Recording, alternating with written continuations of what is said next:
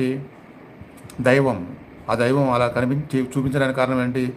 ఆ దైవం చుట్టూ ప్రదక్షిణ చేస్తున్నాడు కాబట్టి, గుడి చుట్టూ ప్రదక్షిణ చేసే బదులు మనలో ఉన్న దైవం చుట్టూనే ప్రదక్షిణ చేస్తే ఆ ఫలితాన్ని పొందుతాం కాబట్టి అక్కడ ఆ విధంగా కర్మలను పోగొట్టుకోవచ్చు. ఇంకోటి, ప్రతిరోజు దైవ అనుగ్రహ సాధనలో దైవాన్ని మనం ప్రార్థిస్తూ అందులో ఏమవుతుంటే ఆ అనుగ్రహం వలన అలా కూడా కర్మలను పోగొట్టుకోవచ్చు. ఈ 2 కారణాలు నేను ఇప్పుడు ఉదాహరణగా చెప్పాను. ఇలా ఎంతో ఉంటుంది మనం చేసే సాధనలో. అన్నిట్లో పూర్తిగా అనుబంధం పొందిన తర్వాత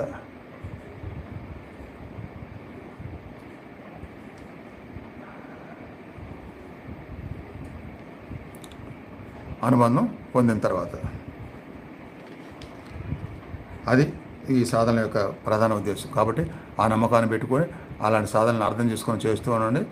ఆ కర్మల భారాల నుంచి తప్పించుకోవచ్చు.